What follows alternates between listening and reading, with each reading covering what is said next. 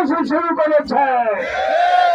আমরা হুঁশিয়ার করতে চাই, ২৪-এর গণবিপ্লবের মাধ্যমে এই বাংলাদেশে ক্ষমতায় এসে জুলাই সনদ বাস্তবায়নের দাবি বাহানা করলে জনগণ মেনে নেবে না।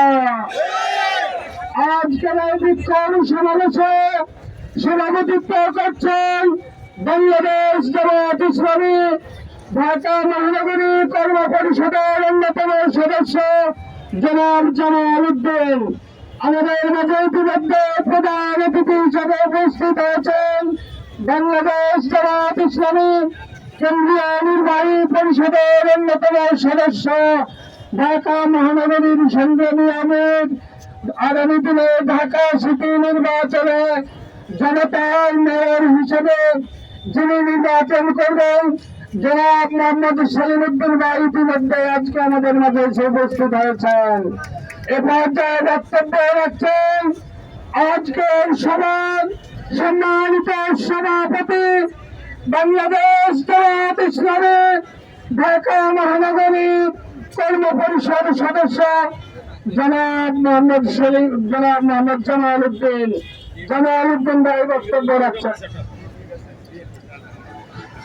বিসমিল্লাহির রহমানির রহিম।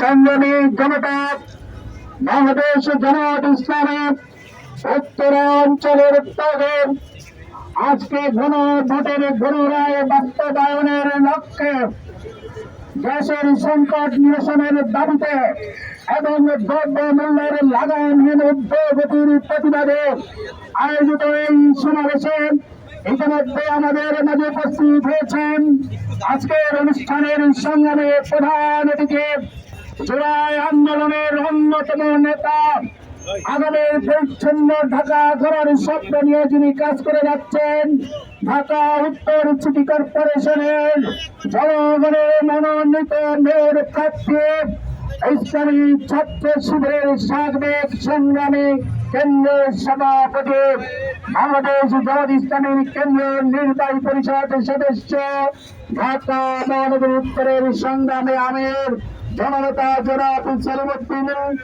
আমরা আজকে এখানে দাঁড়িয়ে আছি সংগ্রামী জনতা, যে জায়গাটি আপনি দাঁড়িয়ে আছেন এই জায়গাটি হচ্ছে সেই জায়গা আমার স্মৃতিপথে ভেসে ওঠে 2024-এর 19 জুলাই জমাদার এখানে যখন মুসলিমরা নামাজ পড়ছিল, শেখ হাসিনার পেটক বাহিনী গুলি করে এলাকাকে একটি অভীতিকর অবস্থায় তৈরি করেছিল। আমার এক ছাত্র ভাই যখন এগিয়ে গিয়ে পুলিশকে বলেছিল, হে পুলিশ ভাইরা, আমরা তো মুসলমান, আমরা এখানে নামাজ পড়তে এসেছি, একটি ভর্তুকি গুলি বন্ধ করা যায় না। আমার সেই ভাইটির আত্মনাথ পুলিশের কর্ণপ্রহরে পৌঁছেনি। আপনারা সেই ভিডিওটি দেখেছিলেন, তাকে গুলি করে পেটের নাড়ি ভুড়িকে রেপোকারি করে দেওয়া হয়েছিল। এটি হচ্ছে সেই জায়গা যে জায়গায় আমার জামাত কর্মী হাফেজ জসিমউদ্দিন শহীদ হয়েছে। অসংখ্য রক্তের দাগ এখনো শুকায়নি। আমরা এখানে দাঁড়িয়ে দায়িত্বহীন ঘটতে ঘোষণা করতে চাই, এটা হচ্ছে সেই জায়গা যেখান থেকে মিছিল শুরু হওয়ার কারণে সেদিন ফ্যাসিস্ট হাসিনা গণভবন থেকে পালিয়েছিল। সুতরাং এখান থেকে আমরা বলতে চাই, গণভোটের গণরায় আপনাকে মানতেই হবে। জুলাই বারবার জেগে উঠবে, এই জনতা যখন জাগবে তখন কিন্তু আর আপনার জুলাই থাকবে না। তাই আসুন আমরা এখান থেকে আপনার কাছে উদাত্ত আহ্বান জানাতে চাই, সরকার হিসেবে আপনারা ক্ষমতায় এসেছেন, জুলাইয়ের সেই চেতনা বাস্তবায়ন করুন, গণভোটের গণরায় মেনে নিন, জনগণের দ্রব্য মূল্যের যে নাবিশ্বাস হয়েছে তার থেকে মুক্তির ব্যবস্থা করুন। আজকে গ্যাসের সংকট যে হয়েছে সেই গ্যাসের সংকট থেকে জাতিকে মুক্ত করুন। সংগ্রামী জনতা, আজকের মিছিল সমাবেশে এ পর্যায়ে আপনাদের সামনে প্রধান অতিথি হিসেবে বক্তব্য রাখবেন আমাদের সকলের শ্রদ্ধাভাজন রাজপথের দীর্ঘদিনের লড়াকু সৈনিক, বারবার কারা নির্যাতিত জননন্দিত নেতা, বাংলাদেশ জামাত ইসলামের কেন্দ্রীয় নির্বাহী পরিষদ সদস্য, ঢাকা মহানগরী উত্তরের সংগ্রামী আমির, আগামী দিনে ঢাকা উত্তর সিটি কর্পোরেশনে জনগণের নন্দিত মনোনীত মেয়র প্রার্থী জননেতা জনাব সেলিম উদ্দিন এ পর্যায়ে আপনাদের সামনে বক্তব্য রাখছেন জননেতা জনাব সেলিম উদ্দিন।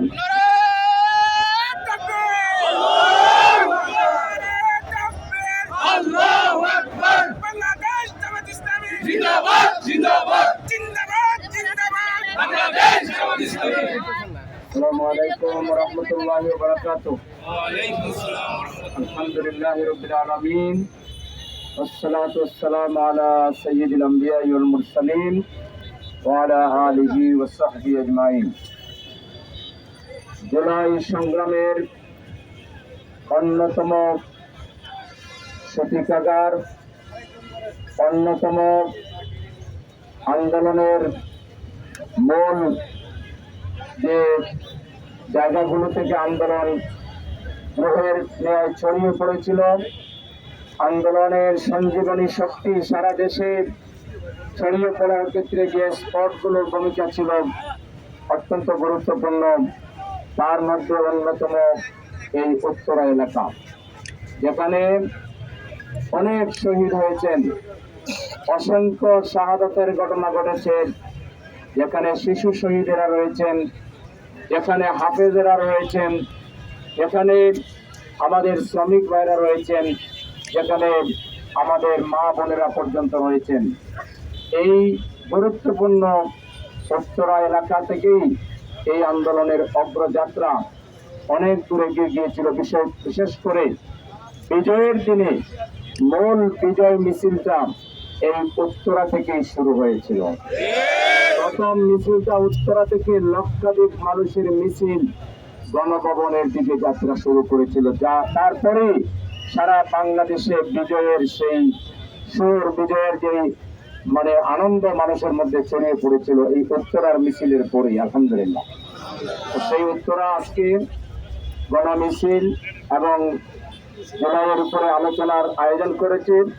এই জন্য আয়োজক নেতৃবৃন্দকে, আমাদের এই অঞ্চলের নেতা জামাল উদ্দিন ভাই, মাহবুব ভাই, আমাদের ইঞ্জিনিয়ার গুলাম মোস্তফা, আমাদের অ্যাডভোকেট ইব্রাহিম ভাই সহ এই এলাকার থানা নেতৃবৃন্দ যারা রয়েছেন, সম্মানিত নেতৃবৃন্দ, সুধী মণ্ডলী, সংগ্রামী এলাকাবাসী, জুলাই যে জাগরণ, এই জাগরণ একদিনে হয় নাই, জুলাইও একদিনে হয় নাই। জুলাই মূলত ছিল একটা ছাত্রদের দাবি দেওয়া সংক্রান্ত একটা আন্দোলন। এই আন্দোলনের মূল সূচনা হয়েছিল 18 সালে। তখন কোর্ট থেকে রায় দিয়ে কোটার ব্যাপারে একটা রায় দেওয়া হয়েছিল, সেই রায় ছাত্ররা মেনে নিয়েছিল। কিন্তু শেখ হাসিনা এবং তার দল মনে প্রাণে সেই রায় মানতে পারে নাই। সেজন্য 24-এর পুনে এসে আবার কোর্টে তারা সেটা আপিল করে সেই রায় বাতিল করে। এই বাতিল করা এই প্রতারণার বিরুদ্ধে আবার ছাত্ররা জুন মাস থেকে তাদের মধ্যে কথাবার্তা আলাপ আলোচনা চলে। মূলত জুলাইয়ের 1 তারিখ থেকে তারা আন্দোলনের মূল পাঠটা শুরু করে এবং আন্দোলন যখন তুঙ্গে ওঠে, আবারও সেই প্রধান বিচারপতির পক্ষ থেকে একটা রায় দেওয়া হয়, যে রায়ে মাত্র উপজাতি এবং বিভিন্ন কোটা মিলে 5% কোটা রাখা হয় আর 95% মেধার ভিত্তিতে চাকরি হবে, এই সিদ্ধান্ত দেওয়া হয়। এবং তৎকালীন বিচারপতি, প্রধান বিচারপতি এমন একটা ভাষণ দেন, যে ভাষণের পরে তিনি সরকারের পক্ষ থেকে দুঃখ প্রকাশ করেন, জাতির পক্ষ থেকে দুঃখ প্রকাশ করেন, ক্ষমা চান এবং ছাত্র সমাজকে ঘরে ফিরে যাওয়ার আহ্বান জানান। আমার মনে আছে ছাত্রদের একটা অংশ আমাদের সাথে ছাত্রদের অপর অংশের লিয়াজও রক্ষা করত। তো তাদের একটা গ্রুপ এসে আমাদেরকে জানালো যে আমরা যে কারণে আন্দোলনে নেমেছিলাম প্রধান বিচারপতির রায়ের মধ্য দিয়ে অনেকটাই সেটা পূরণ হয়ে গেছে। এখন আন্দোলনে আমরা মুখ্য ভূমিকা রাখতে পারবো না। এখন আপনারা বিএনপি জামাত আন্দোলনে মুখ্য ভূমিকা পালন করেন, আর আমরা এখন আপনারা যেভাবে পিছনে আছেন তখন আমরা পিছনে থাকি। আমরা আছি এখন সামনে, আপনারা পিছনে, তারা বলছিল। এখন আপনারা যান সামনে, আমরা থাকি পিছনে। আমরা মিটিমিটি হেসে সেদিন ছাত্রদের ওই অংশকে বলেছিলাম, আমাদের কাছে যে প্রস্তাব নিয়ে এসেছো এটা বিএনপির কাছে বলতে যাইও না, তাইলে এই আন্দোলন শেষ হইতে 24 ঘন্টার বেশি সময় লাগবে না। তারা আমাদের কথা রেখেছিল। এই আন্দোলনে জামাত ইসলামী মনে প্রাণে শুরু থেকে ছাত্রদের ডাল হয়ে দাঁড়িয়েছে। ছাত্রদেরকে হেফাজত করার জন্য আমাদের গায়ের উপর আমরা গুলি নিয়েছি, আমাদের উপরে আমরা হুলিয়া নিয়েছি, মামলা নিয়েছি, জীবন বাজি রেখে কাজ করেছি। কিন্তু এদেশের স্কুল ছাত্রছাত্রী, এদেশের কলেজ ইউনিভার্সিটির ছাত্রছাত্রীকে যাতে পুলিশের বুলেট জখম করতে না পারে যথাসম্ভব আমরা সেটা রুখে দাঁড়িয়েছি। এই আন্দোলন সেদিনই শেষ হয়ে যেত যদি ছাত্ররা আমাদের কাছে না এসে আগে বিএনপির কাছে যেত। কিন্তু ভাগ্য ভালো, ছাত্ররা আগে জামাতের কাছে আসছিল। আমরা তাদেরকে বললাম যে তোমরা এই কথা বলতে যাওয়ার দরকার নাই, তোমরা ধরে নাও এখন তোমরা পিছনে থাকবা, আমরাই সামনে থাকবো, কিন্তু তোমরা এটা বিএনপিকে বলতে যাইও না।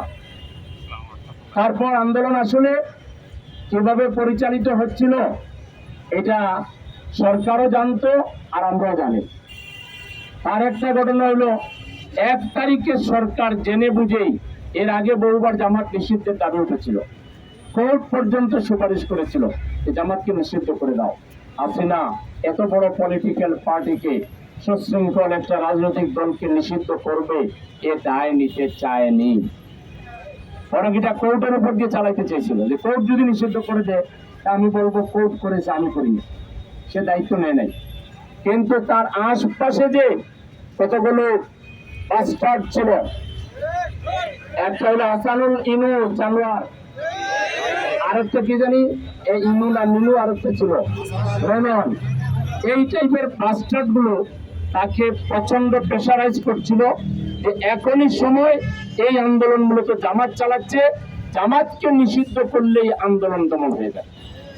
হাসিনার ইতিহাসে যদি অন্যতম তার একটা বড় ভুল যদি রাজনীতিতে হয়ে থাকে, এটা ছিল তার রাজনীতিতে একটা ব্লান্ডার মিস্টেক।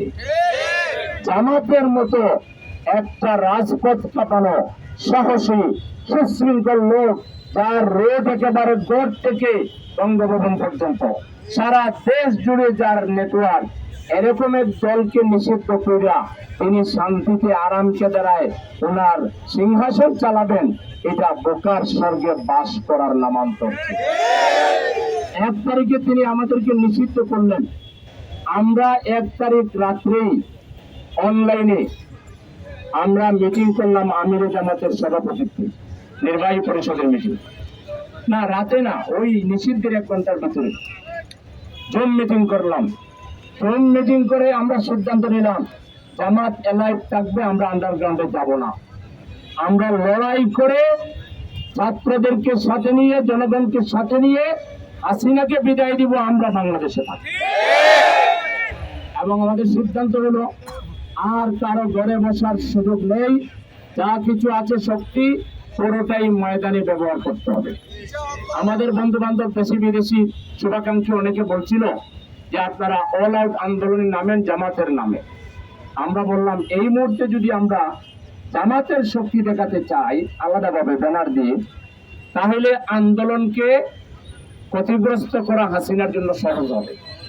জামাতকে সাইজ করার নামে সে বেপরোয়াভাবে পুরো আন্দোলনকে সাইজ করার চেষ্টা করবে। বরং আমরা পুরো শক্তি নিয়ে আন্দোলনে নেমে যাব, ব্যানার জামাতের থাকবে না। সেজন্য 2 তারিখে আপনাদের মনে আছে বাইতুল মুকাররমে জুমাবার ছিল, 1 তারিখ ছিল বৃহস্পতিবার, সব আমার মনে আছে টাটকা।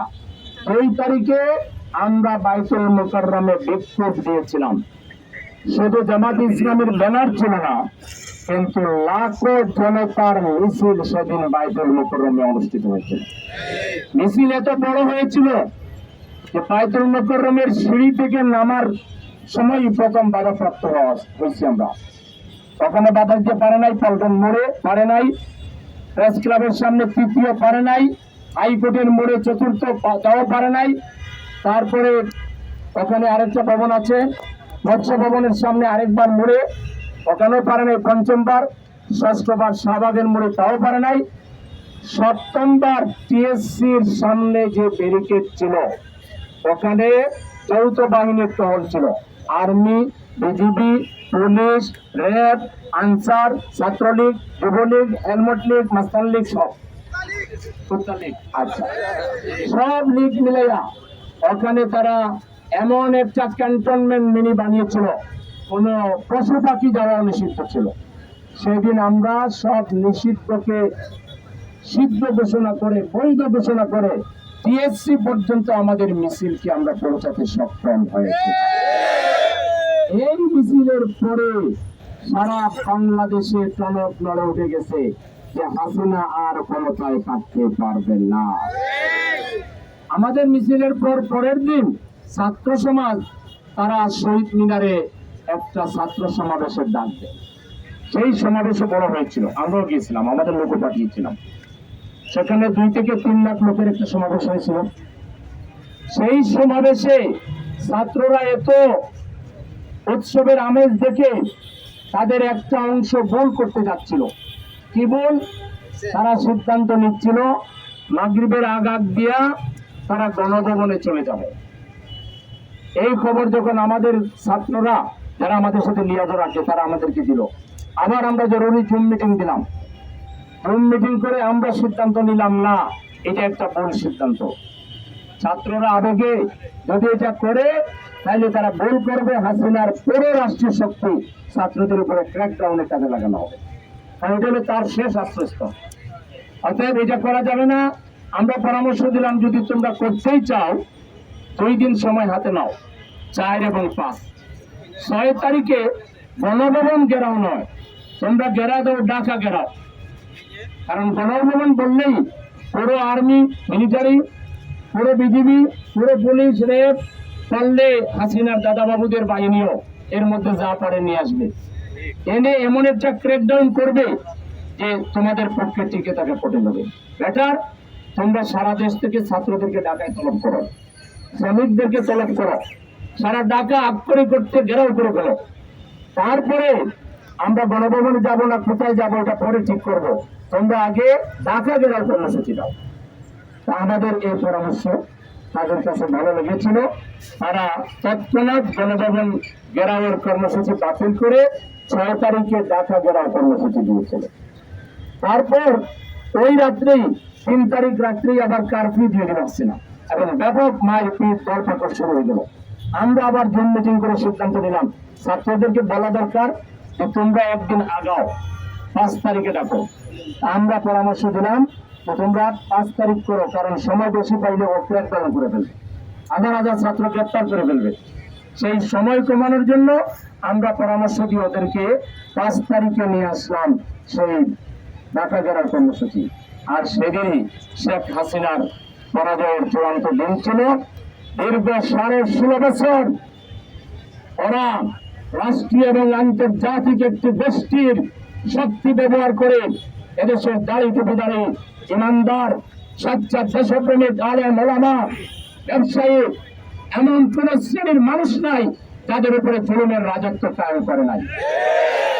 আমরা একটু ডিল দিয়ে যাচ্ছিলাম, কারণ এত বড় মাস্তান, বিশ্ব বেহায়া, বিশ্বের দরবারের নিকৃষ্ট একটা খুনির হাসিনা, তার সাথে জনগণভাবে ফাইট দেওয়া যাবে না। জনগণকে ঐক্যবদ্ধ করার একটা সুযোগ আমরা খুঁজছিলাম।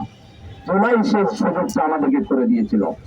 হাসিনা তুমি নিজেকে অনেক ডিজিটাল পাবো, অনেক বুদ্ধিমান পাবো, আর আল্লাহর উপর ভরসার পরিবর্তে তোমার প্রভুর উপরে ভরসা রাখো, আর আমরা রাখি এক আল্লাহর উপরে ভরসা। আমাদের বিশ্বাস ছিল আজও কালো একদিন তোমার পতন হবে, সেজন্য আমরা সবরের সাথে আগাচ্ছিলাম এবং খেলায় তুমি চূড়ান্ত ভাবে আমাদের এই দেশের মানুষের কাছে চূড়ান্ত পরাজয় তুমি বরণ করেছ।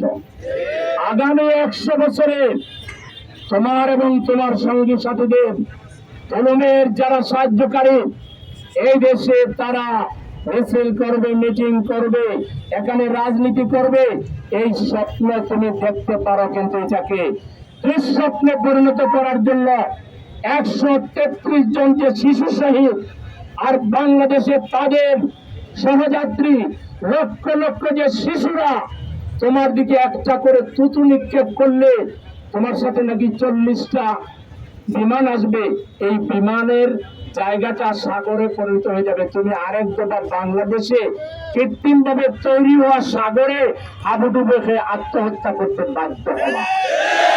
সাহস থাকলে তুমি আসো, তোমাকে ফাঁসিতে চড়াইতে 24 ঘন্টা টাইম আমরা নেব না। আসা মাত্রই পারলে প্রকাশ্যে ওই শাহবাগে তোমাকে ফাঁসির মঞ্চ তৈরি করে আমরা শুনে চড়াবো ইনশাআল্লাহ। আমি বিশ্বকবি, তুমি বিশ্ববিহায়া, তোমার কিভাবে স্বপ্ন থেকে বাংলাদেশে আসবা? মূলত তোমার কর্মীদেরকে একটু চাঙ্গা রাখার জন্য। তোমার এই সাহস থাকলে এরশাদেরও সাহস ছিল।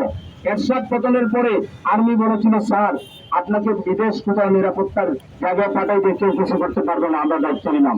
বলছে দরকার নাই, তোরা জেলে পাঠা, আমি জেল থেকে বের হবো। তুমি তো আর্মিকে বলতে পারছো যখন বাংকারের ভিতরে ঢোকাও আমি বাংলাদেশ ছাড়বো না, তাহলে তো তোমার রাজনীতি অন্যরকম রাজনীতি হইতো। তখন তো বেনিটি পেপে পালাই গেলা, দুপুরে রান্না করে খাবারও খেতে পারলা না। আর এখন তুমি সীমান্তে বসবাস করতেছো, 5 মাস থেকে চলে আসবে। আসো আসো, আমরা প্রস্তুত। এদেশের শিশুরা জুতা নিয়ে তোমার গালে জুতার মালা, গলায় জুতার মালা পরাইয়া দেওয়ার জন্য প্রস্তুত আছে। আমি শিশুদের কোলে, তুমি নারীদের কোলে, তুমি বিশ্ব কোলে, এই বিশ্বকুলি বিশ্ববিহায়া বাংলাদেশে তোমার স্থান হবে না। 2 নম্বর, মাননীয় প্রধানমন্ত্রী, আপনি তো দীর্ঘদিন বিদেশ থাকার একটা বাধ্যতামূলক সুযোগ পেয়েছিলেন, দেখেছেন সবকিছু। মানুষের সাথে কমিটমেন্ট ভঙ্গ করে কোনদিন রাজার সিংহাসন চালানো যায় না। হাসিনা পারে না, আপনি হাসিনাকে চালাইতে পারবেন না, ঠিক কিনা?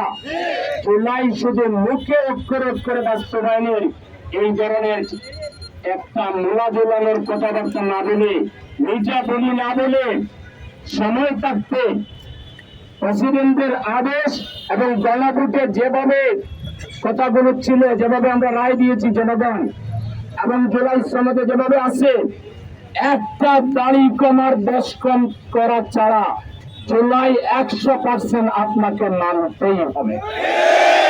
আর না হলে শুধু এই একটা ঘটনাই আপনার সর্বনাশের, মহাধ্বংসের, মহাযাতনার কারণ হবে।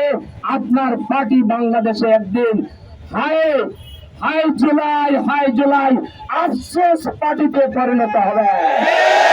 বাংলাদেশ জাতীয়তাবাদী দল বাংলাদেশ আফসোস পার্টির নাম ধারণ করবে, কিন্তু কোনো কাজ হবে না, কিন্তু কাজ হবে না।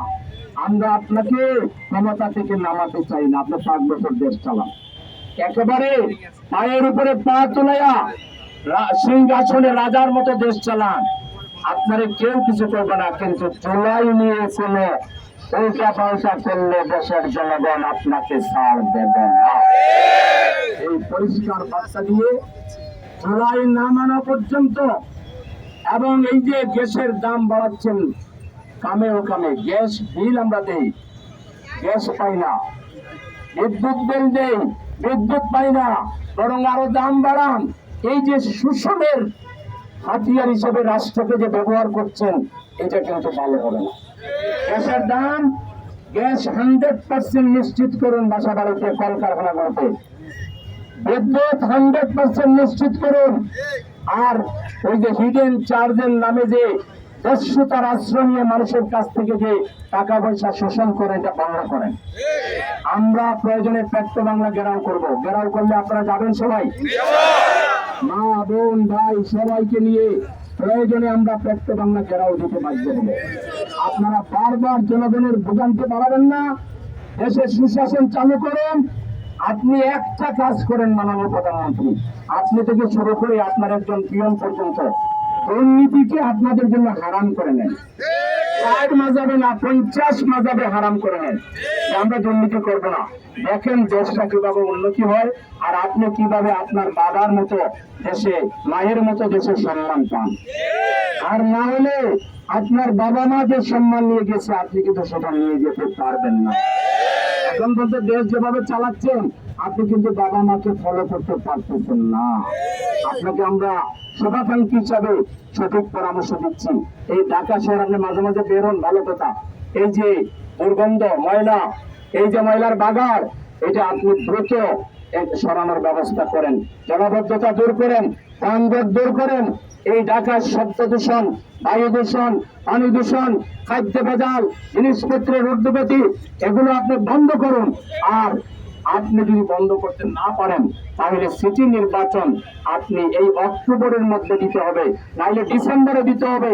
সবচেয়ে দূরে যদি দেন 27 জানুয়ারির মধ্যে দিতে হবে। এর মধ্যে যদি না দেন তাহলে আপনি নির্বাচনে যেতে ভয় পাচ্ছেন, আপনার জনপ্রিয়তা কমে গেছে, এটাই সিটিবাসী ধরে নিতে। আপনারা বলেছিলেন আপনাদের ইশতেহারে যে আমরা ওই ইন্টারিম গভর্নমেন্ট যেভাবে প্রশাসক নিয়োগ দিয়েছে আমরা এটা করবো না। রাজ্যাসনের মাথাকে আপনাদের দলীয় নেতাদেরকে, ক্যাডারদেরকে আপনার প্রশাসক বানায়া জনগণের মুখোমুখি দাঁড় করাই দিচ্ছেন। জনগণের সাথে নাই, কিছু তো একটু একটু টের পাচ্ছেন না। টের না পাইলে টের যখন পাবেন তখন বুঝতে পারবেন। আর এজন্য সমস্ত জনদুর্ভোগ লাঘব করতে হবে, দ্রব্যমূল্যের ঊর্ধ্বগতি কমাতে হবে, ঢাকা শহরকে যানজট মুক্ত করতে হবে, বিদ্যুতের মূল্য কমাতে হবে, গ্যাসের মূল্য কমাতে হবে, গ্যাস পাওয়া নিশ্চিত করতে হবে, বিদ্যুৎ পাওয়া নিশ্চিত করতে হবে। এগুলো দ্রুততম সময়ে করার জন্য আপনাকে উদাত্ত আহ্বান জানিয়ে সবাইকে আমাদের আমিরে জামাতের বাসায় আরেকটা অনিবার্য বিপ্লবের প্রস্তুতি নেওয়ার উদাত্ত আহ্বান জানিয়ে উত্তরাবাসীকে আমার পক্ষ থেকে সংগ্রামী সালাম এবং শুভেচ্ছা জানিয়ে, ধন্যবাদ জানিয়ে এখন আমরা মিছিল শুরু করব। আগামী 5 তারিখ সকাল, এটা টাইম চেঞ্জ হয়েছে, সকাল 10টায় পল্টন মোড়ে, এটা সরকারি ছুটি। আপনারা 1 তারিখে যে পরিমাণ লোক নিয়ে গেছিলেন তার ডাবল লোক নিয়ে মিছিল শুরু করে যাবেন। রাজি আছেন তো? সেদিন আমাদের বিপ্লবের বার্ষিকী, এজন্য প্রোগ্রামটা যেন ভালো হয়, আপনারা সবাই সহযোগিতা করবেন। আগামীকাল বিকাল 4টায় তারা মুক্ত মঞ্চে জেলা উদযাপন কমিটির কিছু প্রোগ্রাম আছে। আপনাদের ছেলে মেয়েদেরকে, শিশুদেরকে আপনারা বিকাল 4টা থেকে কালচারাল অনুষ্ঠান আছে, প্রাইজ গিভিং অনুষ্ঠান আছে, আপনারা সেখানে আপনাদের সন্তানদেরকে পাঠাবেন। সবাইকে সালাম এবং শুভেচ্ছা জানিয়ে আমার কথা এখানে শেষ করছি। আসসালামু আলাইকুম।